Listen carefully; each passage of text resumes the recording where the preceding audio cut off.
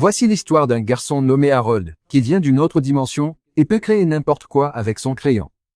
Il vient donc dans le monde réel pour chercher son créateur, mais il se rend vite compte que ce monde n'existe pas.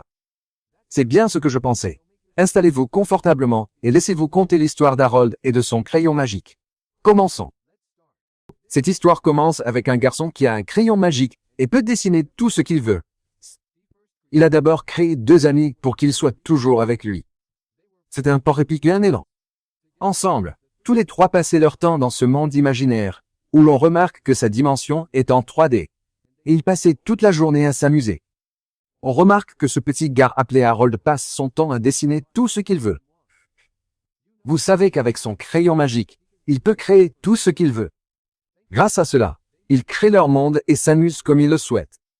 Pendant ce temps, chaque jour, un narrateur leur dit bonne nuit et les envoie dormir comme s'ils étaient ses enfants. Le temps passe. On remarque qu'Harold grandit, tout comme ses compagnons. Mais ils ont toujours la même imagination et passent leur temps à s'amuser où ils veulent. On remarque aussi que parfois, il semble qu'ils soient en danger, mais grâce au crayon magique, ils peuvent toujours se sortir de n'importe quelle situation. Les garçons s'amusent sans cesse. Et si l'un d'eux a un problème, Harold le répare vite avec son crayon. Donc de ce côté-là, ils n'ont pas de complications. Puis, Harold commence à être curieux de savoir ce qu'est la vraie vie dans le monde réel. Mais le narrateur lui dit que le monde n'est pas aussi bien qu'il le pense. Bien qu'Harold veuille toujours le savoir et demande au narrateur de l'y emmener. Celui-ci lui fait savoir que c'est impossible car ils viennent de dimensions différentes. Les garçons vont donc se coucher pendant qu'Harold réfléchit à la manière d'aller dans le monde réel. À cause de cela, Harold leur dit qu'il rêve toujours du monde réel. Alors il dit au narrateur qu'il a d'innombrables questions à lui poser. Mais le problème, c'est qu'il réalise que le narrateur ne répond plus. Alors les garçons commencent à s'inquiéter. Cependant, Harold a bientôt l'idée qu'ils peuvent créer une porte pour aller dans le monde réel. Alors, il commence rapidement à la dessiner et dit à ses amis qu'ils doivent la franchir pour chercher leur créateur et découvrir ce qui lui est arrivé. Port Épic hésite car le narrateur les avait prévenus que le monde réel n'était pas pour eux. Tandis qu'est l'ensemble incertain. Harold, déterminé, leur dit de rester en arrière pendant qu'il va chercher le créateur. Il franchit alors la porte magique, dont on remarque qu'elle possède des capacités de voyage interdimensionnel quantique de 5e génération. Bientôt, Harold arrive dans le monde réel, où il se transforme en une personne normale. Pendant ce temps, Port Épic veut franchir la porte, mais il est encore très hésitant. Finalement, il prend son courage à 2 mains et la franchit. Cependant, il reste accidentellement un moment derrière la porte, et on voit qu'en arrivant dans le monde réel, il se transforme lui aussi en humain. La transformation est bouleversante pour lui. En même temps, Harold réalise que sa tenue semble étrange dans le monde réel. Alors il se procure rapidement des vêtements pour se fondre dans la masse. Il commence à interagir avec les gens, mais ils ne sont pas aussi amicaux qu'ils s'y attendaient. Puis, il tombe sur Elan, et ils sont ravis de se revoir. Il remarque aussi un vieil homme qu'il pense être le narrateur. Il s'approche rapidement de lui. Mais le problème est qu'il finit par les rejeter. Harold se rend alors compte que ce vieil homme n'est pas celui qu'il cherchait et décide de partir pour éviter tout problème. Harold élabore un plan pour continuer à chercher dans la ville. Pendant ce temps, Port Épic réussit enfin à franchir la porte. Il atteint le monde réel et se transforme également en humain. Il se met rapidement à la recherche de ses amis. Pendant ce temps, Harold et Elan commencent leur voyage sur la route, mais ils se rendent vite compte qu'ils ne savent pas très bien conduire. Alors qu'ils peinent, ils rencontrent une femme nommée Terry, accompagnée de son fils, Mel. Mel semble avoir un ami imaginaire nommé Carl. Malheureusement, Terry est distraite et renverse accidentellement les garçons. Pendant l'accident, Elan a si peur qu'il redevient temporairement un véritable élan. Heureusement, tout le monde va bien. Le seul inconvénient est que Terry remarque que sa voiture est endommagée et a besoin d'un nouveau pneu. Harold, utilisant son crayon magique, lui crée rapidement un pneu. Mel est émerveillée par la façon dont Harold a réussi à faire cela. Pendant ce temps, Port Épic tombe sur le vieil homme qu'ils ont vu plus tôt. Mais comme les autres, il finit par la rejeter aussi, laissant Port Épic effrayée et confuse. Se sentant coupable de l'accident, Terry propose d'emmener les garçons où ils doivent aller. Ils expliquent qu'ils n'ont pas d'endroit où loger et qu'ils sont nouveaux en ville. Mel, voyant à quel point ils sont sympathiques, persuade sa mère de les laisser rester chez eux. Terry finit par accepter, et ils se rendent tous chez elle. Elle leur montre le grenier où ils vont loger. Alors qu'ils s'installent, ils apprennent que Terry jouait des chansons au piano, mais n'a pas pu poursuivre ses rêves et travaille maintenant dans un supermarché. Harold pense que Terry devrait à nouveau poursuivre ses rêves. D'un autre côté, on remarque que le vieil homme a dénoncé les garçons à la police. Cependant, la police ne semble pas le croire, ce qui est une chance pour les garçons. Cette nuit-là, alors qu'ils sont sur le point de s'endormir, on voit qu'Harold et Mel commencent à très bien s'entendre. Mel, toujours curieux, demande à Harold comment il a réussi à créer le pneu. Harold sourit et lui dit qu'il a un crayon magique. Alors, Harold montre à Mel qu'il peut créer tout ce qu'il veut avec son crayon magique. Mel, curieux et excité, demande s'il peut emprunter le crayon quelques instants pour l'essayer. Harold accepte, et Mel finit par créer une abeille araignée. Cependant, la créature se révèle peu amicale, provoquant un certain chaos. Pendant ce temps, Porc-Épic est toujours en quête de ses amis. Mais malheureusement, elle se retrouve dans la mauvaise maison. Le système de sécurité alerte rapidement les autorités, et elle doit s'enfuir. Cependant, la caméra capture son visage, donc les autorités savent maintenant à quoi elle ressemble. À l'aube, Terry se réveille et découvre la maison couverte de pics et d'autres créations d'Harold, y compris le petit déjeuner. Elle remarque également que toute la maison a été repeinte parce qu'Harold pensait qu'elle avait besoin d'être rénovée. Cependant, Terry ne réalise toujours pas qu'Harold fait tout cela avec son crayon magique. Frustrée, elle demande à Harold de ne plus mettre d'idées dans la tête de Mel. D'autant plus que Mel a déjà son ami imaginaire, Carl. Terry rappelle alors aux garçons qu'ils doivent partir car Mel doit aller à l'école, et elle doit aller travailler. Terry demande à Harold, Élan et Porc-Épic de rentrer chez eux. Mais Mel, maintenant attaché à eux, décide qu'il préfère les aider à trouver le vieil homme qu'ils recherchent. Alors, il les suit. Les garçons, ne sachant pas par où commencer à chercher, remarquent une bibliothèque et réalisent qu'elle pourrait avoir toutes les réponses dont ils ont besoin. Ils s'y rendent rapidement et rencontrent un homme nommé Gary, qui est occupé à créer un livre. Malheureusement, personne ne semble intéressé par son livre car c'est une histoire médiévale, qui n'attire pas beaucoup l'attention. En parlant avec Gary, il réalise qu'il est amoureux de Terry. Il remarque que la princesse dans l'histoire de Gary ressemble beaucoup à Terry, ce qui suggère ses sentiments pour elle. Grâce aux encouragements de Mel, Gary décide de les aider à trouver le vieil homme qu'il recherche. Gary commence à chercher sur Internet, mais il se rend vite compte que tout ce qu'ils savent, c'est que le vieil homme vit dans le monde réel, ce qui rend la recherche presque impossible. Frustré, Gary suggère en plaisantant qu'il pourrait écrire un message dans le ciel en montant dans un avion, pour que le vieil homme puisse le voir. Harold pense que c'est une idée brillante et sort rapidement son crayon magique. Gary, remarquant le crayon, commente à quel point il ressemble au crayon magique de l'histoire d'Harold, sans se rendre compte que cet Harold est le même que celui de l'histoire.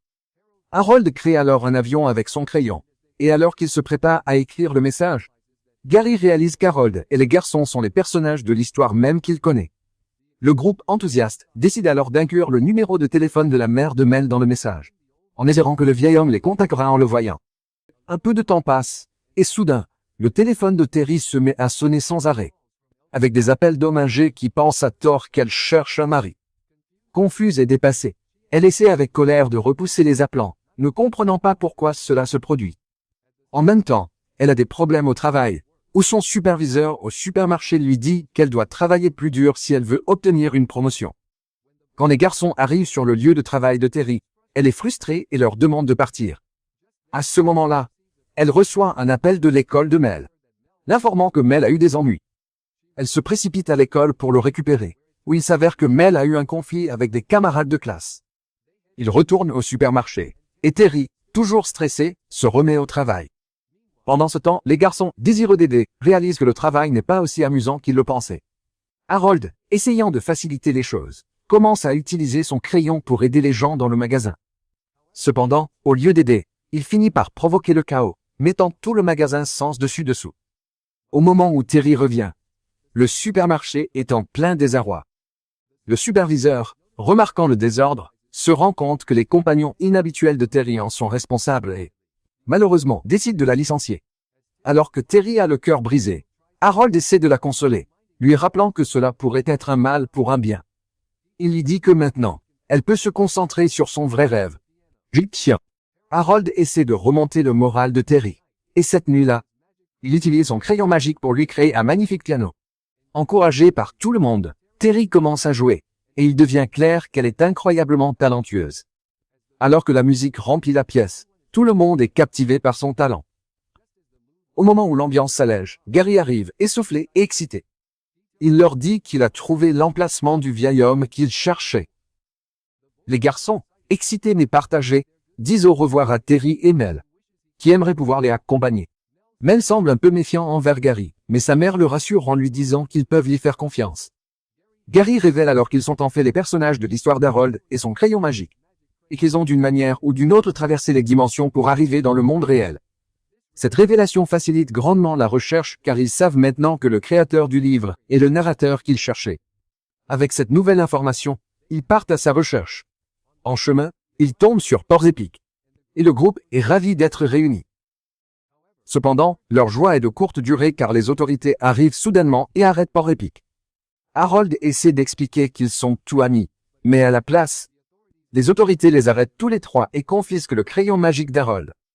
Enfermés et sans le crayon, les garçons réalisent rapidement qu'ils doivent trouver un plan pour s'échapper. Port Épic distrait le garde, permettant à Harold de se faufiler et de récupérer le crayon. Une fois qu'Harold là, il dessine rapidement une clé pour déverrouiller leur cellule. Il aide ensuite Port Épic à retourner dans la cellule et utilise le crayon pour mettre un cadenas sur la porte, empêchant les gardes de rentrer.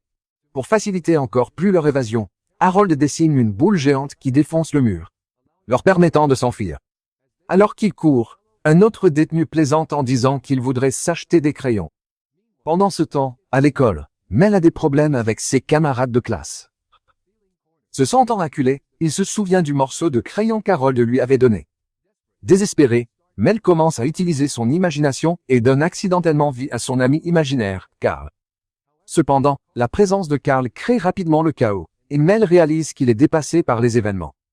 Effrayé par le désordre qu'il a créé, Mel s'enfuit, essayant d'échapper à la situation.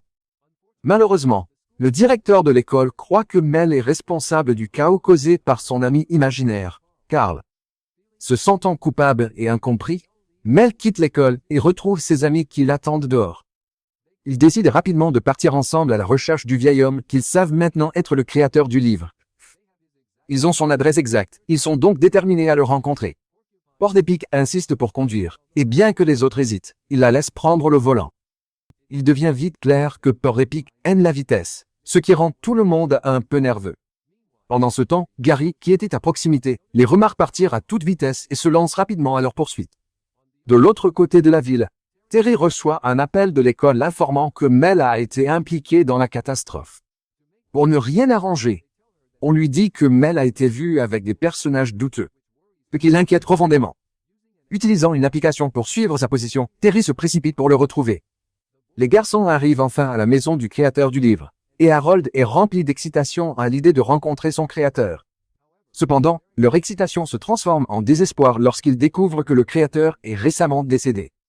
Comme si les choses ne pouvaient pas être pires, Terry arrive, furieuse et protectrice envers son fils. Elle exige qu'Harold reste loin d'elle et de Mel, le blâmant pour les ennuis qu'ils ont causés. Harold, le cœur brisé et désillusionné, commence à perdre espoir. Alors que son désespoir grandit, le pouvoir de son crayon s'affaiblit. Tout ce qu'il a créé commence à disparaître. Ses amis, les objets, et même le pneu qu'il a fait pour Terry. Bloqué au milieu de la route, Terry est impuissante alors qu'elle voit tout se défaire. Mel, qui voit Gary passer en voiture avec Harold, remarque que quelque chose ne va pas du tout. Il essaie de convaincre sa mère qu'Harold a des ennuis et a besoin d'aide. Mais elle ignore ses inquiétudes et l'envoie dans sa chambre en rentrant à la maison. Cette nuit-là, Gary rend visite à Harold et lui demande de lui donner le crayon magique. Gary explique qu'il veut l'utiliser pour donner vie au monde de son livre, afin de pouvoir vivre son fantasme et être avec la princesse qui ressemble à Terry. Vaincu et sans espoir, Harold donne à contre-cœur le crayon à Gary. Mais ce à quoi Harold ne s'attend pas, c'est que Gary le trahit, piégeant Harold pour qu'il ne puisse pas interférer avec son plan de donner vie à son histoire dans le monde réel. Les intentions sinistres de Gary deviennent claires alors qu'il se prépare à utiliser le crayon magique pour fusionner les dimensions, avec lui-même au centre du monde fantastique dont il a toujours rêvé. À ce moment critique, Mel arrive, déterminé à aider Harold. Mais avant qu'il ne puisse faire grand-chose, Gary le capture rapidement aussi, se moquant des deux garçons alors qu'il se prépare à créer son monde de rêve. Gary leur dit adieu et s'en va sur un char qu'il a fait apparaître avec le crayon magique. Cependant, Mel se souvient soudain de la moitié du crayon qu'Harold lui avait donné plus tôt. Avec un espoir renouvelé, il l'utilise pour se libérer, créant rapidement un ballon pour poursuivre Gary. Alors qu'il rattrape Gary, Harold essaie de le convaincre d'arrêter, l'avertissant que le crayon ne devrait pas être utilisé pour transposer des mondes fictifs dans la réalité. Mais Gary, aveuglé par son obsession, refuse d'écouter. Il est déterminé à vivre dans le monde de son livre. La seule chose qu'il aime le plus. Ne voyant aucune autre option, Harold réalise qu'il doit affronter Gary de front. Une bataille s'ensuit alors qu'Harold et Gary utilisent leurs crayons pour créer des objets et des créatures afin de se surpasser l'un l'autre.